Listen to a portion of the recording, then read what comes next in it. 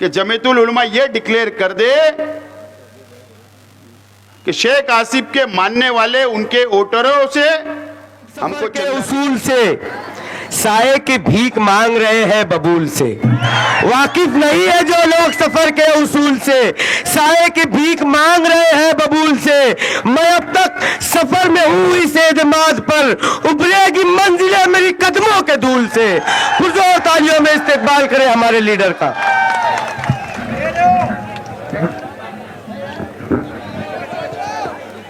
आज की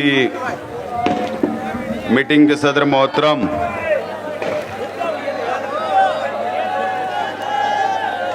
निसार भाई बंगारवाला साहब,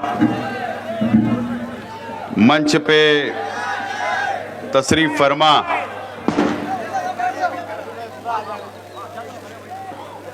तमामी जिम्मेदारान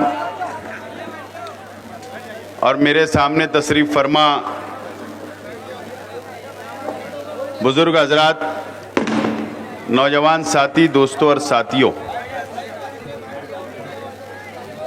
सबसे पहले तो मैं 20 नवंबर को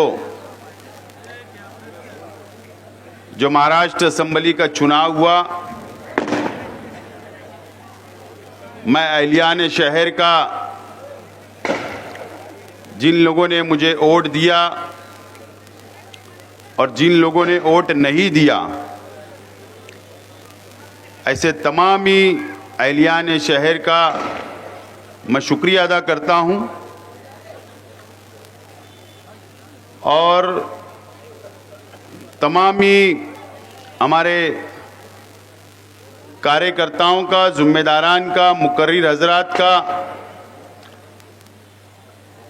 भी शुक्रिया अदा करता हूं कि आप लोगों ने मेहनत की, जद्दोजहद की, इलेक्शन को आप लोगों ने बेहतरीन अंदाज में आप लोगों ने लड़ा और अल्लाह का करम है कि 1 लाख तकरीबन 10,000 वोट हम लोगों को मिली और ये आप लोगों की मेहनत का नतीजा है, कार्यकर्ताओं की मेहनत का नतीजा है और मैं ये पूरा क्रेडिट मेरे तमाम ही कार्यकर्ताओं को देता हूं। और साथ ही साथ वो तमाम ही मासूम बच्चों को भी मैं क्रेडिट देता हूं। यकीन जानो, जो माहौल इलेक्शन का हमारे हक में बनाने का जो सबसे बड़ा हिस्सा किसी का है तो वो शहर के मासूम बच्चों का भी है। मैं उन लोगों को भी इसका क्रेडिट देता हूं।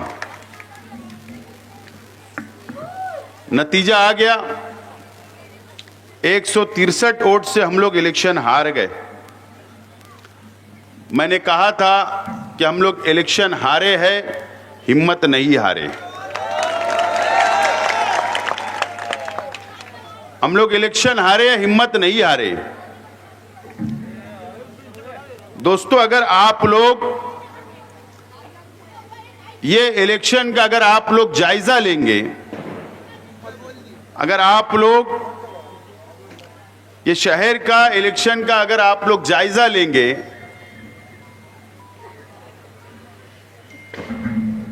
और अगर आप लोग नतीजे पे पहुंचेंगे तो आप लोग यकीनन अल्लाह ताला का शुक्र अदा करेंगे कि जिस तरीके से मेरे खिलाफ, हमारे अपने खिलाफ जिस तरीके से इलेक्शन लड़ा गया, नीचे उतरकर इलेक्शन लड़ा गया, तो आप लोग अंदाजा लगा लेंगे और अल्लाह का शुक्र अदा करेंगे कि हम लोग 1,10,000 वोट तक पहुंचे। अल्लाह का शुक्र है, इतना नीचे उतरकर इलेक्शन को लड़ा गया है। आप लोग सिर्फ वो जायजा लो और शहर की आवाम भी जायजा ले। आज हो सकते थोड़ी कड़वी बात भी मैं बोलूंगा, हो सकता है मीठी बात भी बोलूंगा, हो सकता है कई लोगों को मेरी बात खराब लगेगी, लेकिन मुझे कई लोगों ने कहा कि मोहब्बत में और इलेक्शन में सब जायज है। बराबर है ना? मोहब्बत में और इलेक्शन में सब जायज है। इलेक्शन के वोटिंग के 2 दिन पहले कई वीडियो ऑडियो वायरल हुई, तो मोहब्बत वाली थी ना? तो लोगों ने उसको भी माना नहीं, तो इसका मतलब मोहब्बत में और जंग में सब जायज है।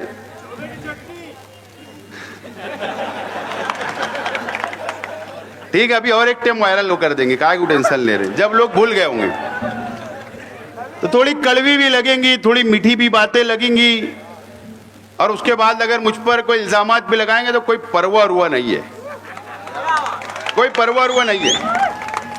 1,10,000 लोग साथ है, आप साथ हो, तो कोई परवाह हुआ हमको नहीं करना है, कोई परवाह नहीं करना है। बहरहाल कभी कभी मैं सोचता भी हूं, शहर में अकेले में तन्हाई में सोचता भी हूं कि फरियाद किससे करे, शिकायत किससे करे। शिकायत आप और हम लोग किससे करेंगे, फरियाद किससे करेंगे। कभी कभी सोचता हूं मैं तन्हाई में, तो कोई नतीजे पे पहुंच ही नहीं पा रहा मैं। हो सकता आप लोग भी नहीं पहुंचे।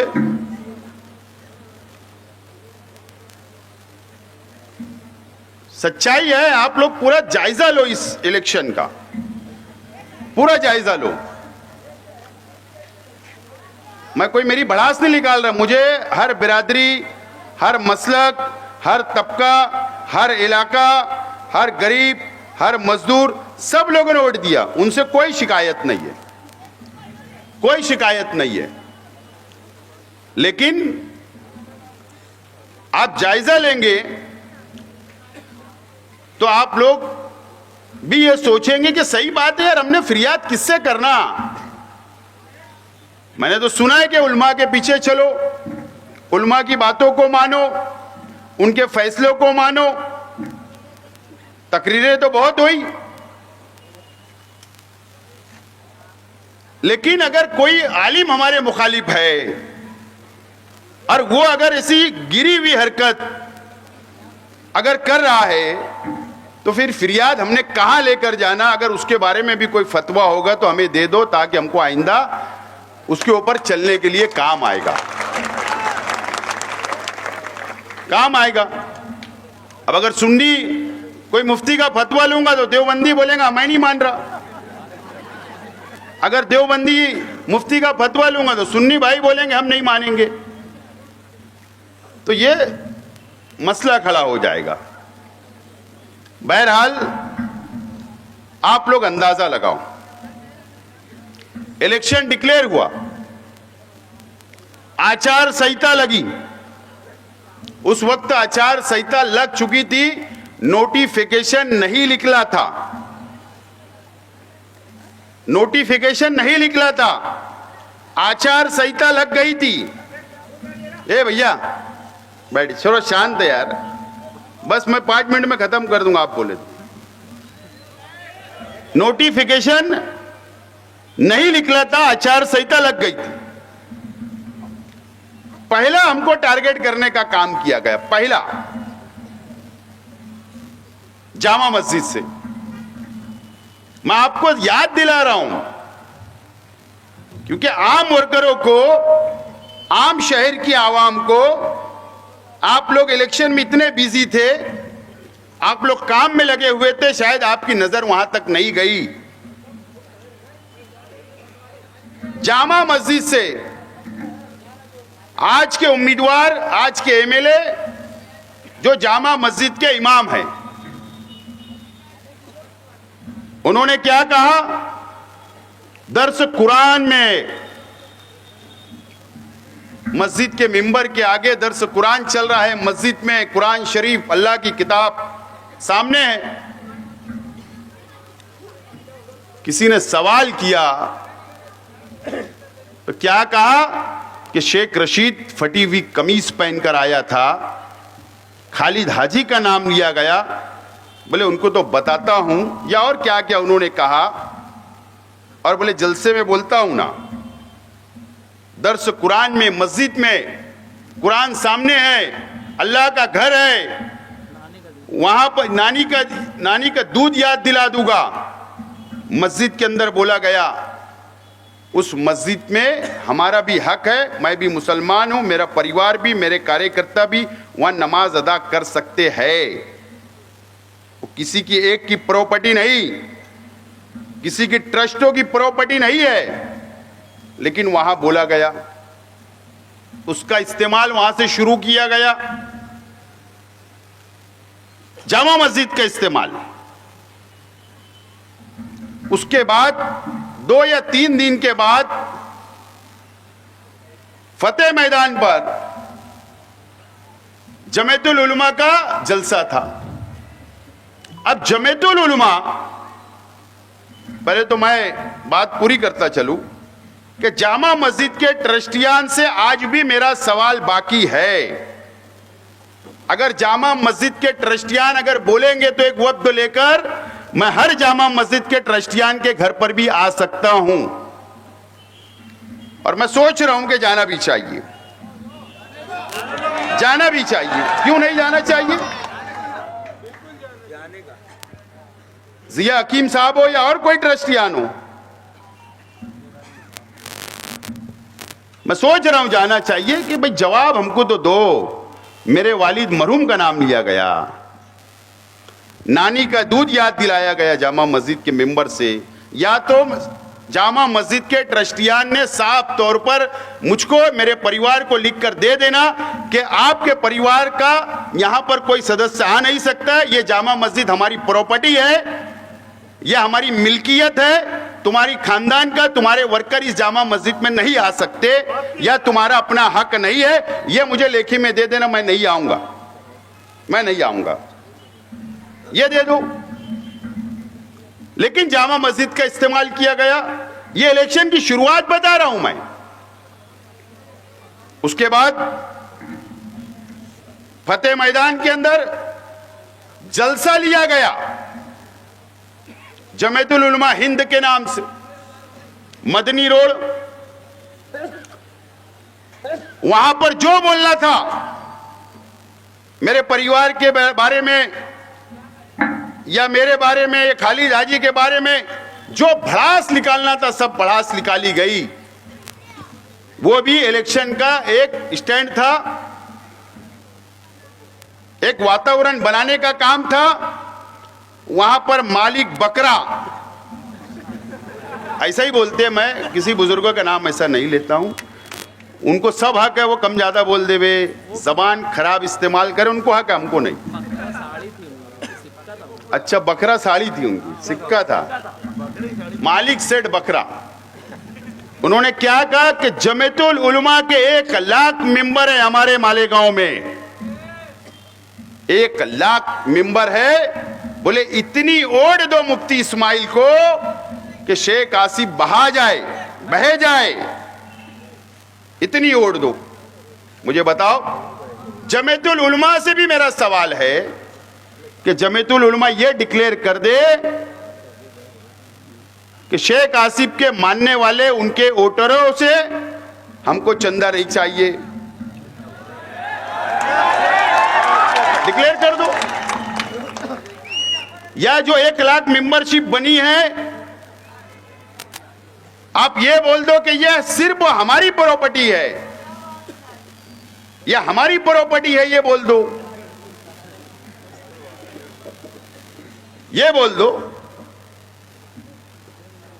1 लाख वोट आपने बोल दिया जमीयतुल उलमा का। मजहबी तंजीम है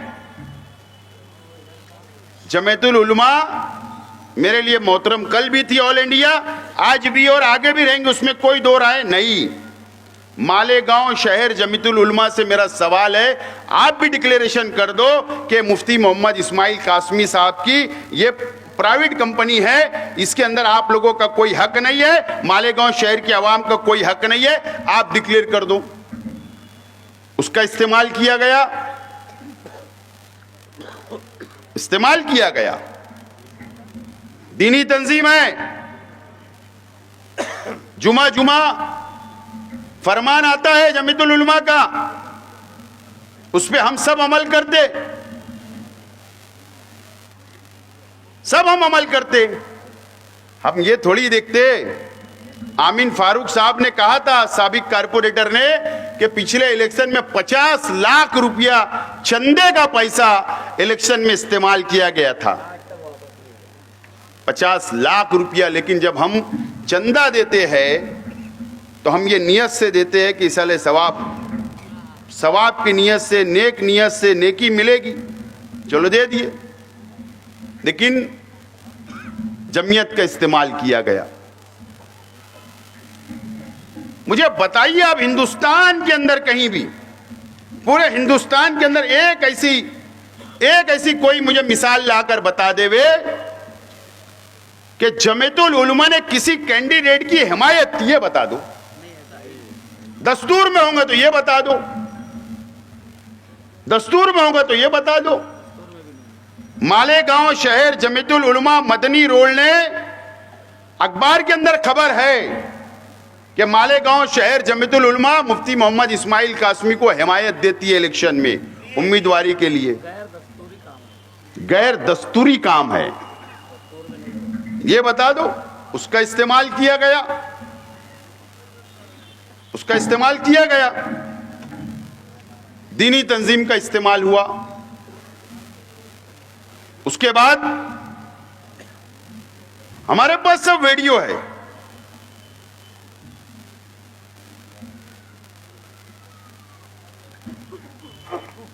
मोहतरमा राफे आपा साहब का एक पंपलेट है, भैया कुछ बताते नहीं, वोट देकर सवाब हासिल करे। देखो मैं क्या बोल रहा हूं, आपको पता भी नहीं होगा, शायद ये नया पूरा और पक्के इलाकात में ज्यादा बटा, वहीं बटा जाए। वोट देकर सवाब हासिल करे और अपने गुनाहों से बचे। ये पंपलेट है मेरे पास।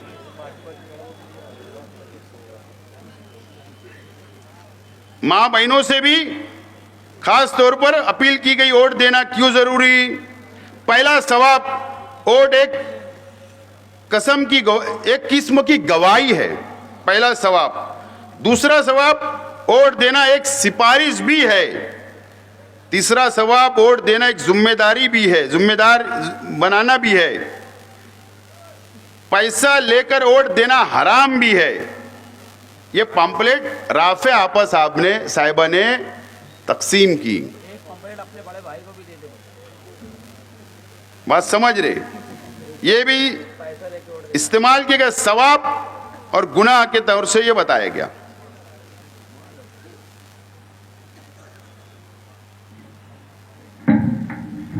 उसके बाद क्या हुआ,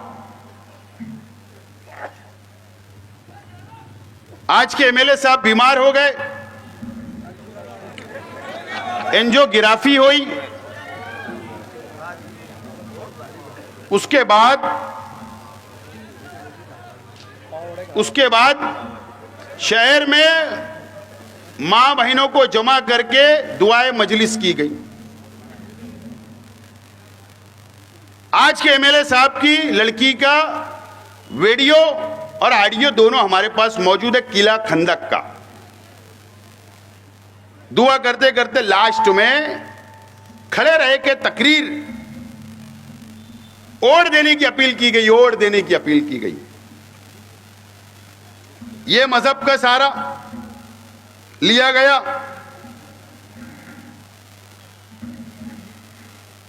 और यहां तक कि यजीद बताया गया मुझको। यानी ये लड़ाई सियासी है या मजहबी है। असदुद्दीन अवैसी साहब, आप मुझको सर्टिफिकेट दोगे या मजलिस वाले मुझे सर्टिफिकेट देंगे मैं मुसलमान हूं या यजीद हूं? मुझे यजीद बोला गया रौनकाबाद के जलसे में, अवैसी साहब ने इस तरीके का इस्तेमाल किया गया, इस तरीके का इस्तेमाल किया गया। वोटिंग के दिन दो चार मस्जिद है शहर की, मैं नाम नहीं बोलूंगा ना तो तनाजा ना हो जाए मेरे अपने वर्करों में और उन लोगों में, क्योंकि अल्लाह का घर है, उनको एहतराम नहीं हमको एहतराम करना है। वोटिंग के दिन वहां से बैठकर बोगस वोटिंग कराई जा रही है, बोगस वोटिंग मस्जिद के अंदर से। वहां से वोटरों को स्लिप लेकर, कार्ड लेकर भेजा जा रहा था, यह इस्तेमाल किया गया। आखिरी हफ्ते में जुमा के दिन बयानात करवाए गए मसाजिद में, खुसूसी तौर पर इसका इस्तेमाल किया गया। यह सब हुआ मजहबी शहर के अंदर एक शख्स को एमएलए बनाने के लिए, एक शख्स को एमएलए बनाने के लिए यह सब किया गया इस शहर के अंदर। मौलाना सज्जाद नुमानी साहब हमारे बुजुर्ग आलिम दीन है, हमको उनका एहतराम है। सबसे पहले तो उन्होंने पूरी बीजेपी को जिताने के लिए जो बयानात दिए, इसीलिए आज महाराष्ट्र के अंदर बीजेपी की सरकार आ गई। उनके बयान बीजेपी के हर स्टेट से, हर सभा के अंदर, बड़ी और छोटी सभा के अंदर, हर मतदार संघ के अंदर, हर देहातों के अंदर सुनाए गए और हिंदू भाइयों को एक किया गया। और मुंबई के अंदर प्रेस कॉन्फ्रेंस लेकर आज के एमएलए की हिमायत का ऐलान कर दिया गया। और बाकायदा यहां पर उन लोगों ने व्हाट्सएप के जरिए, सोशल मीडिया, अखबारात के अंदर बाकायदा बैनर के ऊपर फोटो लगाकर वोट मांगा, यह भी इस्तेमाल किया गया। और मैं आज नाम लेना चाहता हूं, चाहे मुझसे नाराज क्यों ना हो, चाहे मुझसे कोई नाराज हो ना हो, मुझे कोई परवाह हुआ नहीं है, क्योंकि ये जो वोट मुझे मिली ना तो आप लोगों के भरोसे, मेरे कार्यकर्ताओं के भरोसे, उन लोगों के भरोसे नहीं मिली, इसलिए मुझे कोई डरना उड़ना नहीं है। आज मैं बड़ी मालेगांव स्कूल के मैनेजमेंट से मेरा सवाल है, बड़ी मालेगांव स्कूल के मैनेजमेंट से मेरा सवाल है कि अगर आपकी स्कूल के अंदर अगर बच्चों को पढ़ाई के लिए एडमिशन करवाया जाता, चाहे शहर के कोई भी वालिदैन अगर अपने बच्चों को वहां एडमिशन करवाते तो अच्छी तालीम के लिए करवाते, अच्छी तालीम मिले, अच्छी तरबियत मिले, बड़े छोटे का अदब करे, पढ़ लिख कर कुछ बने। आपकी बड़ी मालेगांव स्कूल के मैनेजमेंट से मेरा सवाल है, आपके स्कूल के टीचरों ने पेरेंट्स के व्हाट्सएप ग्रुप पर आज के एमएलए के लिए वोट मांगी गई, इसका जवाब कौन देगा? कौन जवाब देगा? यह बोला गया, न तो मैं लाकर सामने खड़ा कर दूंगा। बच्चों को बोला गया कि मुफ्ती इस्माइल को वोट देने का बोलना घर में जाके तुम्हारी मां बाप को।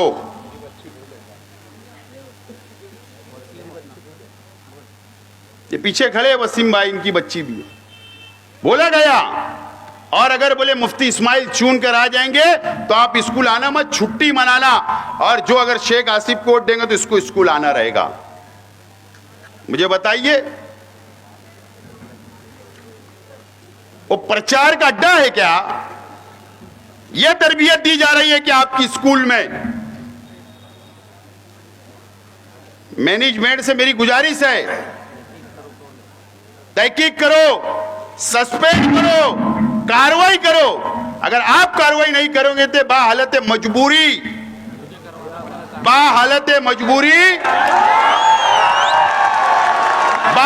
मजबूरी मुझे कंप्लेन करना पड़ेगा शिक्षण विभाग में, एजुकेशन डिपार्टमेंट में। मैं आज एकदम साफ तौर पर बोल रहा हूं। फिर तहकीक होगी, जब बात निकलेगी तो दूर तक जाएगी।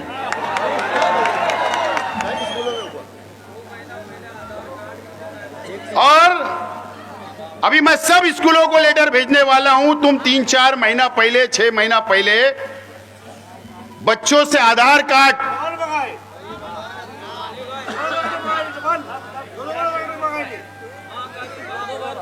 मां बाप का आधार कार्ड, बच्चों का आधार कार्ड डॉक्यूमेंट क्यों मंगाए गए, उसका जवाब भी देना। क्या डुप्लीकेट वोट, क्या बोगस वोट बढ़ाने के लिए किए गए क्या, इसका जवाब भी शहर की स्कूलों को देना पड़ेगा। एकदम साफ तौर पर मैं रिक्वेस्ट कर रहा हूं, गुजारिश कर रहा हूं कि आप जवाब दो, आप जवाब दो। शहर के कई स्कूलों के अंदर मेरे ताल्लुक से जहर घोला गया, बच्चों के अंदर मेरी बदनामी की गई। यह तरबियत देने बच्चे को भेजते मां बाप, आप ये एजुकेशन देते हो, इसका जवाब शहर के तालीमी अदारों को देना पड़ेगा।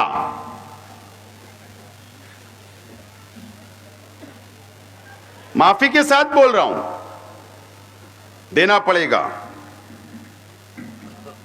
अगर आप नहीं दिए तो बाहालत मजबूरी मुझे जवाब कानून के मुताबिक मांगना पड़ेगा, कानून के मुताबिक मुझे मांगना पड़ेगा। अब सवाल यह है,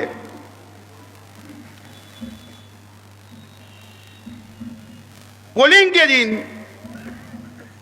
टेबल लगाकर शहर के कई इमाम, कई बोल रहा हूं, बहुत पूरे नहीं मैं बोल रहा हूं, माफी के साथ चंद इमाम, अगर कोई मुझसे सवाल करेगा तो मैं फोटो देने के लिए तैयार रहूंगा, गमछा डालकर, पंपलेट स्लिप हाथ में लेकर पंपलेट तकसीम करते हुए, ये करते हुए प्रचार करे। ठीक है, उनका जमहूरी हक है, मैं मानता हूं, हर इंसान को अपना जमहूरी हक है। रोड के ऊपर, रास्ते के ऊपर निकलकर वो वोट मांग सकते हैं, किसी लीडर के साथ में प्रचार कर सकते, हिमायत कर सकते। लेकिन मेरा सवाल है, अगर फिर वही इमाम अगर मस्जिद में नमाज पढ़ाए और अगर एकाध आदमी को अगर इतराज हो जाए और अगर उसने आवाज उठाई, तो फिर जाहिर सी बात है ना कि वही इमाम के पीछे नमाज पढ़ी जाती जिससे दिल मुतमईन हो। ऐसी है ना हाफिज साहब? क्या अगर कोई दूसरा कुछ होगा बताओ, मेरी बात वापस ले लूंगा। कई लोग हुआ, कई लोग हुआ। मैं आपको सिर्फ ये बताना चाहता हूं कि इस तरीके का इलेक्शन इस शहर के अंदर लड़ा गया। अब बताओ, आप और हमको मिलकर अल्लाह का शुक्र नहीं अदा करना चाहिए क्या? अब मेरा ये टोटल चीजों के ऊपर, ये तमाम ही चीजों के ऊपर, अब मैं बताओ मैं किससे सवाल करूं? फिरियाद कहां लेकर हम जाए? कौन इसको रोकेगा? कौन रोकेगा मुझको बताओ। अब मैं तो बहुत हैरान हूं कि कौन रोकेगा। आप भी सोचो ना, रोकेगा कौन? सब कुछ तो इस्तेमाल हो गया। तंजीमें मजहबी, मस्जिद, दीनी तंजीमें, जमियत, जामा मस्जिद, स्कूलें, आपस सब इस्तेमाल हो गया, सब। आप मुझे बताओ, हम फिरियाद लेके कहां जाए? अब मेरा सवाल है, अब मैं तो कई टाइम बोल बोल कर मैं तो मायूस हो चुका हूं, इससे पहले भी मैंने कहा। बहरहाल उम्मीद है शहर के उलमाओं से, जो गैर सियासी है, जिनके अंदर तकवा है, परहेजगार है, जो दीनी तंजीमें चलाते, जो उलमाओं की तंजीम चलाते, तमाम ही लोगों से मेरी हाथ जोड़कर गुजारिश है कि उसके ऊपर हमारी रहनुमाई करे, रहनुमाई हमारी करे। ठीक है, अगर हमारे इलेक्शन पीरियड के अंदर, प्रचार के अंदर कोई गलती हो गई होगी हमारे मुकर्रिर से, मुझसे, तो मैं खुला माफी मांगता हूं आप लोगों से। लेकिन ये जो बातें हुई, इस पे कोई रहनुमाई करेगा? आप मुझे बता दो, कौन रहनुमाई करेगा? ये सवाल मैं छोड़ रहा हूं शहर के सामने, संजीदा लोग के सामने, ये शहर मुसलमानों के सामने, आप लोगों के सामने मैं छोड़ रहा हूं, शहर के आवाम के सामने। बहरहाल सियासी तौर पर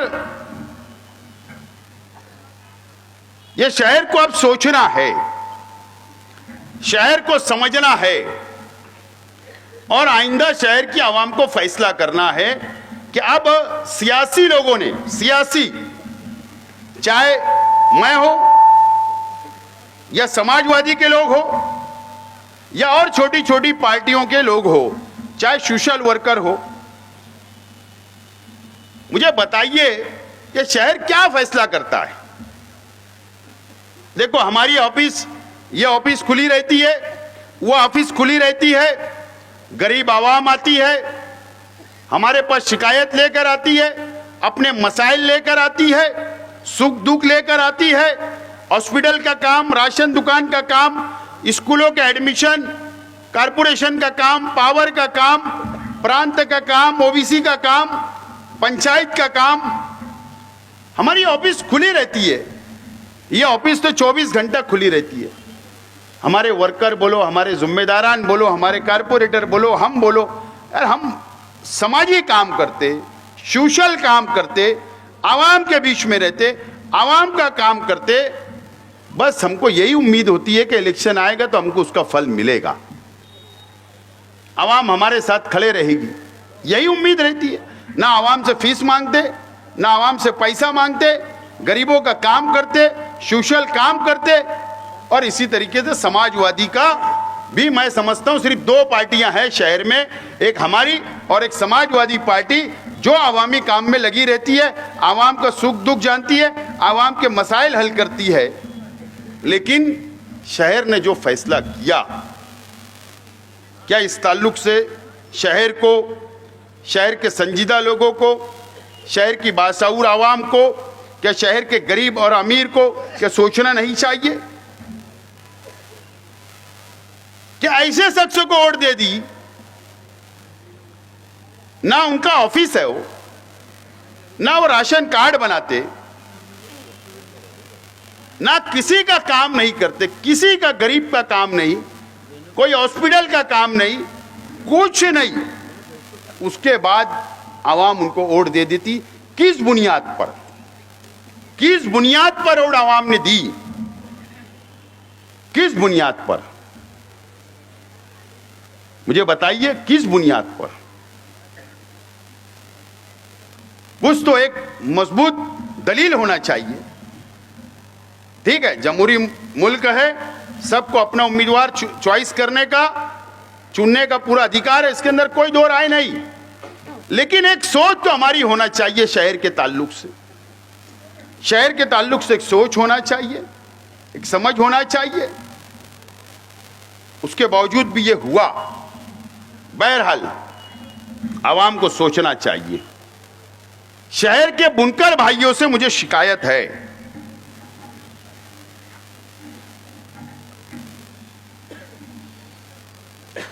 75% बुनकर भाइयों से शिकायत है, 75%, 25% से नहीं।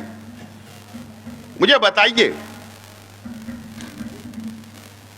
मुझको ऐसा लगने लगा, माफ करना, कि भाई हमारे बुनकर भाई नहीं चाहते कि हम सनत तरक्की करें, सनत आगे बढ़े, सनत का डेवलपमेंट हो, पावरलूम की तरक्की हो, सरकार से बेनिफिट मिले। मुझे ऐसा लगा इस इलेक्शन में कि 75% बुनकर भाई को नापसंद है, वो चाहते हैं जैसे हमें उसको रहने दो। ओके, आप लोग चाहते हो, ठीक है, हम आइंदा खामोश बैठेंगे,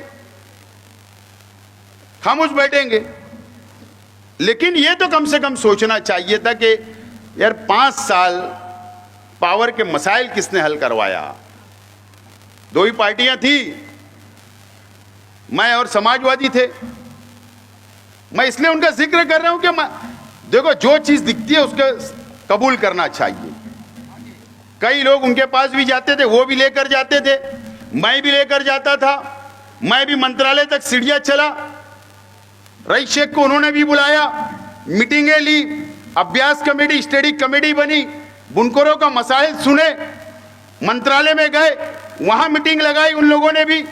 असेंबली के अंदर रईस शेख ने कहा, मैंने मीटिंग लगाई, मैंने वहां पर अजीत दादा पवार के पास मीटिंग लगाई, मसले हल हुए, हो मसाइल हल हुए, मसाइल हल हुए।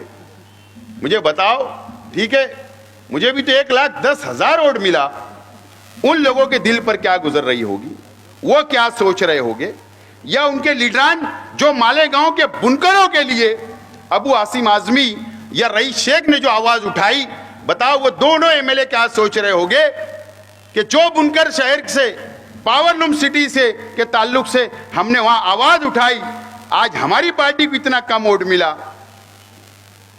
क्या सोच रहे होंगे? मुझे बताइए। हमने उनका हक अदा नहीं किया, ना मेरा हक अदा हुआ।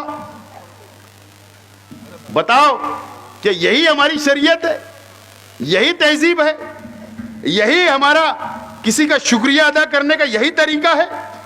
जो आदमी ने कुछ नहीं किया, 5 साल कुछ नहीं किया, किस बुनियाद पर वोट बुनकर भाइयों ने भी दिया, मैं भी सोच रहा हूं, समझ रहा हूं। बहरहाल शिकायत जरूर है और वो शिकायत रहेगी। बहरहाल ये बात पे तो, नतीजे पे तो पहुंचा हूं मैं कि बुनकर भाई भी ये शहर की सनत को तरक्की नहीं चाहते, नहीं चाहते, नहीं चाहते। ये बात भी मैंने नतीजे पे मैं पहुंचा हूं। बहरहाल ये तमाम ही चीजें, ये शहर को बहुत संजीदगी से फैसला करना है, समझना है और आगे बढ़ना है। ये बात आप लोगों को, हम लोगों को समझना है। देखो, महाराष्ट्र के अंदर बीजेपी की सरकार बन रही है, 137 एमएलए सिर्फ और सिर्फ बीजेपी के साथ है, बीजेपी के 137 सरकार बनाने 145 एमएलए लगते हैं, सिर्फ वजीर आला बनने, सरकार बनाने सिर्फ और सिर्फ 145 एमएलए जिसके साथ रहेंगे उसका वजीर आला रहता, उसकी सरकार रहती है। 137 पहुंच चुके हैं। राष्ट्रवादी कांग्रेस अजीत दादा पवार साहब के 41 एमएलए मिला लो, शिंदे साहब के 57 एमएलए मिला लो, कहां आंकड़ा गया? कहां पर आंकड़ा चला गया? 238 या कुछ 36, 236 की मेजॉरिटी, फुल बम्पर मेजॉरिटी के अंदर सरकार बनने जा रही है। बम्पर मेजॉरिटी में सरकार बनने जा रही है। एक एमआईएम, 2 समाजवादी, कांग्रेस के 3, कांग्रेस के कुछ 10 या 12 है, 16, उद्धव ठाकरे के 20, राष्ट्रवादी शरद पवार साहब के 10। ये 3-4 पार्टियां भी मिलाकर 50 का आंकड़ा क्रॉस नहीं कर रही, 50 भी नहीं हो रहे। अपोजिशन लीडर भी नहीं बन रहा है। 5 साल अपोजिशन लीडर नहीं रहेगा महाराष्ट्र के अंदर, जो आवाज उठाए, आवाज, बिना अपोजिशन लीडर की सरकार बनने जा रही है। बिना अपोजिशन लीडर की।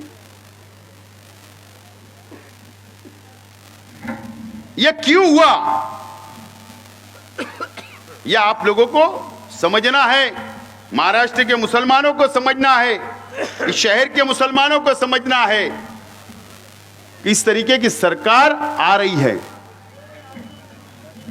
अब नुमाइंदगी कौन करेगा, तामीरी काम कौन करेगा, कौन तामीरी काम करेगा, यह शहर को और महाराष्ट्र के मुसलमानों को सोचने का वक्त आ गया है। बहरहाल मैंने सुना कि आज के एमएलए साहब सरदार नगर की उनकी ऑफिस के ऊपर पुलिस को दम दे रहे थे।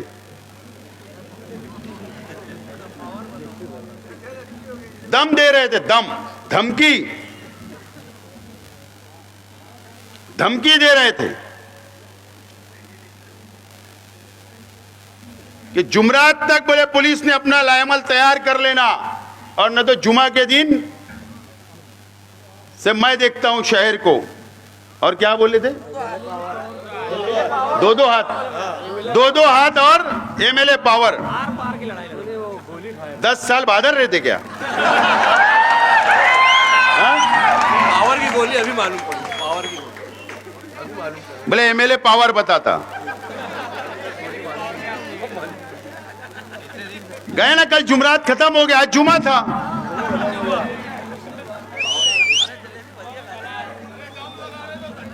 पुलिस को धमकी देना,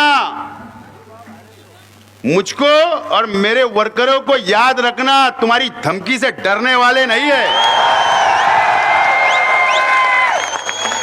तुम्हारी धमकी से डरने वाले नहीं है।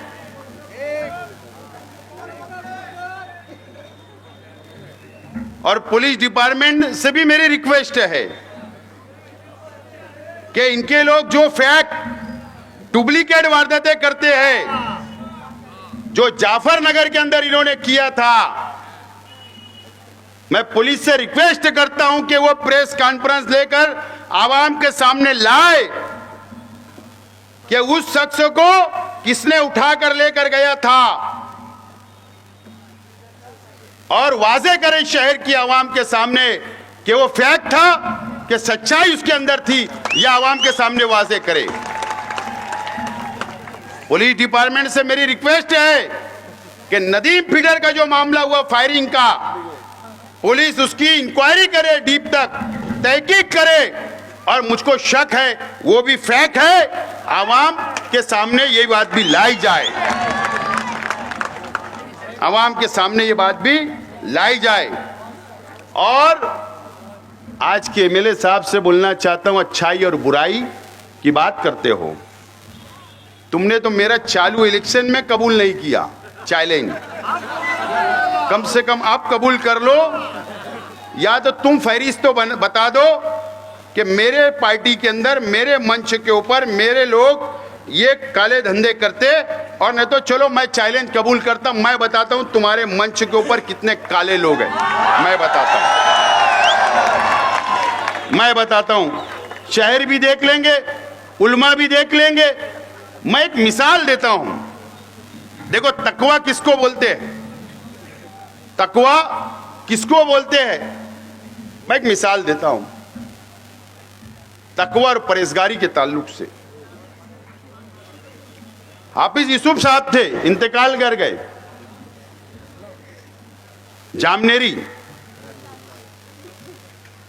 पहली गली के अंदर, बहुत तकवा परहेजगार थे, बहुत तकवा था उनके अंदर, इतना परहेजगार मैंने मेरी जिंदगी में शहर में ऐसा आलिम नहीं देखा। इरफान अली साहब और शेख रशीद साहब के और हमारे घरेलू संबंध हमने वहां देखा। आपको पता है वो प्राइमरी स्कूल के टीचर भी थे, हाफिज भी थे, और उनकी आखिरी सांस तक उन्होंने कई लोग बच्चों को उनका हिफ्ज सुनते भी थे, मैंने देखा हूं। इतना तकवा और परहेजगार उनमें था, मालूम है वो प्राइमरी टीचर थे। 15 अगस्त है ना, 15 अगस्त की छुट्टी होती है, वो टीचर थे तो वो 15 अगस्त की छुट्टी का पगार नहीं लेते थे। 26 जनवरी की छुट्टी रहती थी, वो पगार नहीं लेते थे, काट दिया करते थे। जुमा का दिन स्कूल की छुट्टी रहती थी, वो पगार काट के लिया करते थे। और अगर 1 घंटा या आधा घंटा भी स्कूल के अंदर वो देर से पहुंच जाए तो जब वो पगार लेते थे महीने का, तो वो आधे घंटे का पेमेंट भी काट देते थे। बताओ मुझे, कोई है ऐसे तकवा परहेजगार? मुझे बताओ। मैंने देखा हूं कि वो कहीं पर भी जाते थे मेहमान के तौर पर, तो बड़ी मुश्किल से वो सिर्फ पानी पिया करते थे। मैंने कई जगह पर देखा, कई शादियों में भी मैंने देखा। इतना तकवा परहेजगार, उसको बोलते तकवा और परहेजगारी। और अच्छाई और बुराई की आप बात करोगे? अरे मैं तो आज बोलता हूं, कुछ वीडियो ऑडियो वायरल हुई थी ना, छोले की चटनी और कौन सी ऑडियो हुई थी ना, यकीन जानो मैं और एक ऑडियो कर सकता हूं, लेकिन मालूम है मैं मीडिया के सामने बोल रहा हूं। मैं आज शहर के सब आलिमों से बोलना चाहता हूं, सब दीनी तंजीमों से बोलना चाहता हूं। अल्लाह का करम है, मेरा अल्लाह गवाह है, अगर मैं वो ऑडियो रिकॉर्ड अगर वायरल कर दिया ना, तो तबलीगी जमात के एक जिम्मेदार की फैमिली का उसके अंदर नाम आ जाएगा, उनकी बेइज्जती हो जाएगी। सिर्फ इसके लिए नहीं कर रहा हूं, न तो मैं कपड़े उतार सकता हूं, कपड़ा उतार सकता हूं, लेकिन इसके लिए कि आलिमों की इज्जत नहीं जाना, तबलीगी जमात की किसी की इज्जत नहीं जाना, यह मैं एहतराम करता हूं। अगर मेरे को इलेक्शन जीतना रहता तो मैं वो ऑडियो उस वक्त भी वायरल कर सकता था और किसी को नंगा कर सकता था, मैंने इसलिए नहीं किया। क्या बात करते हो आप? अच्छाई और बुराई की बात, किसी की मां बेटी से ऐसी बात करोगे? शर्म आना चाहिए आपको। और अच्छाई और बुराई की बात करते हो। सिर्फ इसके लिए नहीं करता हूं, यह मेरा शहर है, यह मुसलमानों का शहर है, अगर ये शहर की किसी की भी इज्जत जाएगी तो मेरी इज्जत जाएगी, ये सोच के मैंने वो काम नहीं किया। अच्छाई और बुराई से आप न तो चैलेंज मेरा कबूल कर लो और न तो बोल दो कि तेरे पास जो ऑडियो है वो वायरल कर दे। वायरल करने के लिए तैयार हूं, आज 1 घंटे का टाइम देना। लेकिन ठीक है, सियासत अपनी जगह मैं मानता हूं, लेकिन ये तरीका ठीक नहीं है शहर के अंदर। और मैं डिपार्टमेंट से गुजारिश करता हूं, डिपार्टमेंट की भी बदनामी है अच्छाई और बुराई के ऊपर। जो ड्रग्स का, एमडी का, चरस का, गांजे का जो 2 नंबर का इल्जामात मेरे पे पूरे इलेक्शन में लगाए, मैंने जवाब नहीं दिया। हम लोग पाक लोग हैं, ईमानदार लोग हैं, हलाल खाने वाले, हलाल कमाने वाले लोग हैं। अल्लाह का करम है कि शहर जानता है हम क्या है। लेकिन मैं पुलिस डिपार्टमेंट से गुजारिश करता हूं, क्या ये शहर के अंदर ये सब चलता है? कौन करता है? उसको पुलिस पकड़े और वाज़े करे कि किसके धंधे हैं, कौन करता है, कौन कराता है। पुलिस वाज़े करे, ना तो पुलिस की भी बदनामी हो रही है, यहां तक नहीं पूरे स्टेट लेवल तक हो रही है। पुलिस से भी रिक्वेस्ट करता है कि इसके ऊपर भी दूध का दूध और पानी का पानी होना चाहिए। दोस्तों और साथियों, इलेक्शन 163 वोट से हम हारे हैं, लेकिन हिंदुस्तान के कानून के अंदर सुप्रीम कोर्ट का एक जजमेंट है, सुप्रीम कोर्ट का एक फैसला है। फैसला साफ तौर पर है कि इलेक्शन में मजहब का इस्तेमाल नहीं किया जा सकता। चाहे वो हिंदू हो, मुसलमान हो, सिख हो, ईसाई हो, कोई भी शख्स मजहब का इस्तेमाल नहीं कर सकता। और इसीलिए मैंने फैसला किया हूं कि मैं इलेक्शन पिटीशन आज के एमएलए के खिलाफ में दाखिल करूंगा।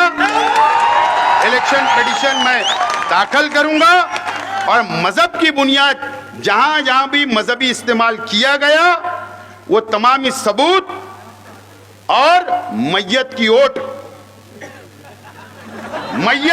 जो गिरी और कई सबूत मेरे पास है, वो सबूत के साथ आज मैं ऐलान करता हूं कि मैं इलेक्शन पिटीशन दाखिल करूंगा आज के एमएलए के खिलाफ। आज के इलेक्शन असेंबली के मालेगांव सेंट्रल असेंबली हल्का 1 से 14 के जो इलेक्शन हुआ उसके खिलाफ मैं इलेक्शन पिटीशन में दाखिल करने वाला हूं। मैंने फैसला किया हूं।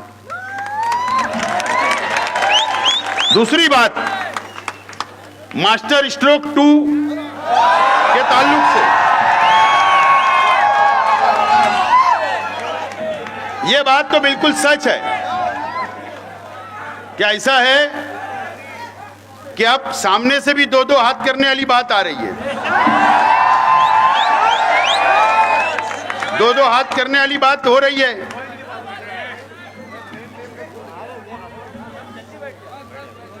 दो हाथ।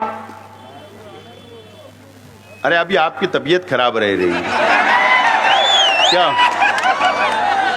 थोड़ा सी आप चल रहे तो सांस फूलने लगी। अल्लाह आपको सेहत दे, तंदुरुस्ती दे, हमारी दुआ है। काहे को 2-2 हाथ की बात कर रहे हैं? 2-2 हाथ करने वाले खुद लकड़ी लेकर चल रहे, वॉकर लेकर चल रहे, आप क्या करोगे?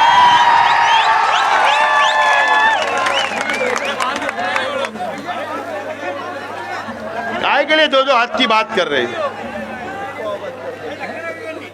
हम उस रास्ते पे नहीं जाना चाहते।